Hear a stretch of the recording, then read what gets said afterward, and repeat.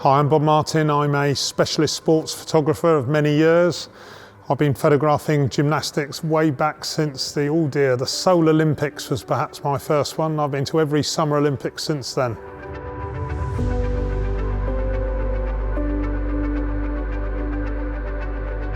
So I'm using the Sony A1 today. It's my go-to camera for almost everything I shoot. I've recently just got the A9, which is this body, as a global shutter, so there's no distortion at all. So if I was shooting something like a golf swing or an archer, where I absolutely didn't want any distortion from the shutter, this would be the camera I'd use. The other amazing advantage of this camera is I can shoot at 120 frames a second, but for me 30 frames a second on the A1 is quite fantastic, but to have 120, that's a bit wild, but there you go, it's pretty cool. But more importantly, where this comes into its own, if we were shooting flash, which we're not today, I can shoot flash syncing at any shutter speed. So the other day I was doing a photo call at London Marathon outside in bright sunny conditions where normally the flash isn't quite powerful enough to overpower the sun, and with a small pocket flash gun, the flash gun was able to be the main light because I was able to shoot at 2,000th of a second, which is again quite amazing. Both these cameras are full frame sensors. This one's a smaller one. It gives about a 40 meg file, whether this one's giving me a whopping 120 meg file. So, you know, for my clients who want to put a picture on a bill poster once in a blue moon or put it double page in a book, this is the one that gives me the best file. So that's why it's my camera of choice. Today we're trying to take some pictures of gymnastics that will look just like they were in a major competition.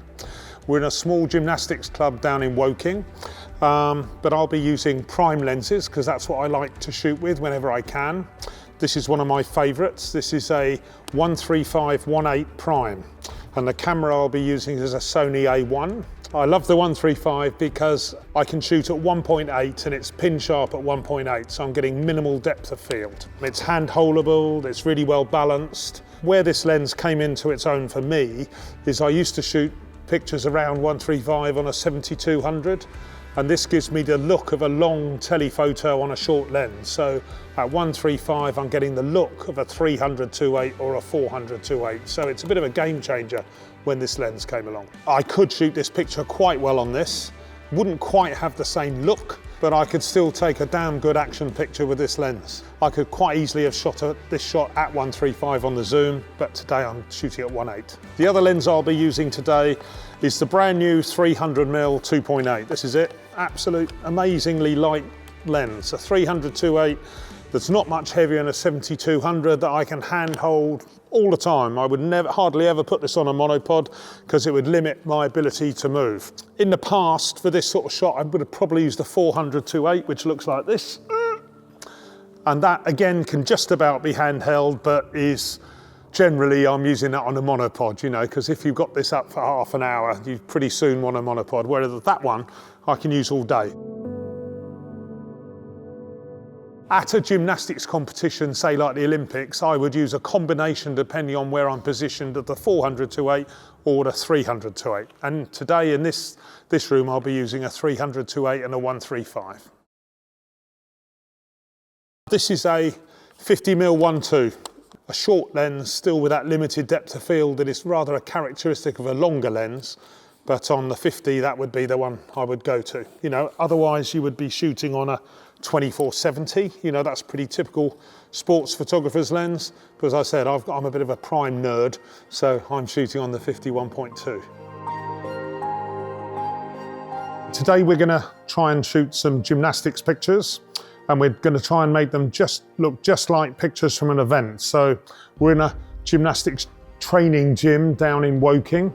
It's very much a very basic warehouse, so we had to put backdrops up. The first shot we will do will be a head-on beam picture here. So we'll be shooting this from back here at the end of the room with a 300mm. We put up big black drapes down this end, which will enable us to get a black background, similar to what you would have at a major competition. We've got these super bright lights, which are illuminating the place. They're set up in a similar way to lights in a venue. We're hoping that the background will go completely black. There is a backlight down there to pick their hair up so their hair stands out against that backdrop. but we really are not trying to do a studio picture here.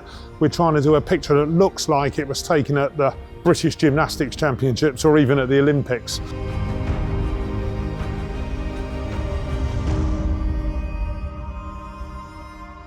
At a major gymnastics competition, the photographers are normally positioned all around the arena. You're a long way away from the apparatus. Secondly, the apparatus is up on a stage, so you're looking up at it quite often. Normally for the beam, if you were head on, you'd be shooting with a 300mm. If you were shooting side on, perhaps a 135 or a 7200. Quite often I go up into the stands because I like to find a slightly different angle to some of the other photographers, so I will work from amongst the crowd. I moved back just a little bit just now, and I just wanted to make, I always try and shoot filling the frame, so I'm shooting fairly bold, but just a yard back or a yard forward just puts you in the optimum place to shoot the right picture. In this gymnasium, there's lots of horrible backgrounds. You've got the warehouse walls, and we're putting up these little patches of black backgrounds. There's a patch of background over there behind the pommel horse. There's a huge, great big black background behind the beam over there. But the same thing applies when you go to a major event. You wander around the venue, looking at the backdrops, thinking about which angle you're going to shoot. Because one of the big things for me is a picture has to have a good backdrop, a backdrop, call it what you like. Because if you've got a bad background, that picture is never going to be mega. It's always going to lack because the background's bad. So for me, the first thing I do is walk around a venue and look for the key spots that give me the perfect background, because without a good backdrop, a picture is only ever going to be just okay. It's never going to be great. But with a good backdrop, you're always putting yourself in a position where you may take a really great picture.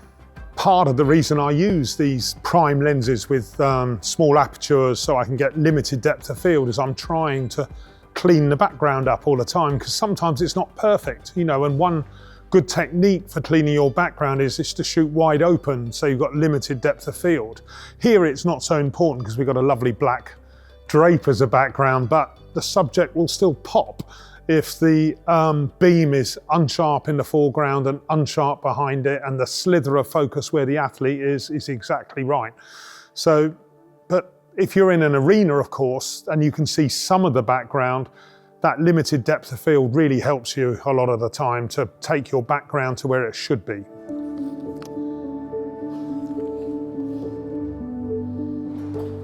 Cool, excellent.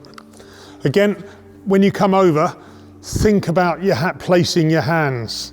Like, you just come over like this, but try and place your hands to get, do you see what I mean? Your fingers are together, because that looks better in the photograph.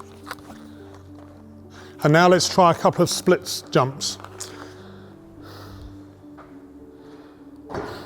Again, the poor girl is doing jump after jump after jump.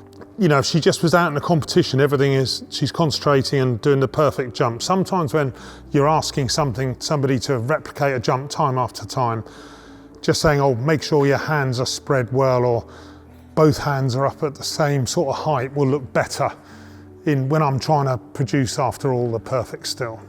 The 300mm, without a doubt, was the right lens for that picture. That's why we started with it. Obviously, you push and push and push as a photographer, and you keep on trying to improve the shot you've just taken. That's the nature of sports photography. You keep on trying to improve the shot. You shoot less as time goes on, because you've got some stuff in the bag. The great thing about digital photography today is, of course, you're not processing 20 rolls of film. Having done that, at least you can check on the back of your camera, and you're perhaps wearing out the memory card, but you're not wasting exorbitant amounts of money processing and printing.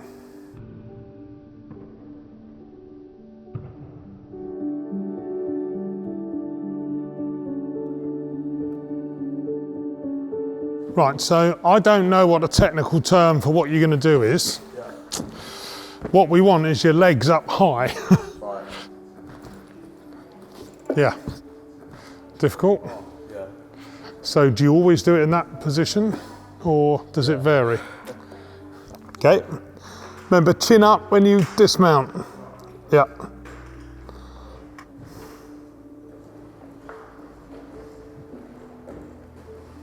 The interesting thing here is you're capturing a fleeting moment. Like most of the exercise doesn't make a picture, it's just the moment of dismount that's interesting. You're watching and watching and watching and deciding which moment you're going to freeze. You see, I'm only after one fleeting moment. Do you see what I mean? Like, so I'm watching, and if you mess up, it doesn't matter, because we're doing setups. If I show you, let you see. Yeah. You see, you are. Yeah. Perfect. Okay. Yeah. Keep going.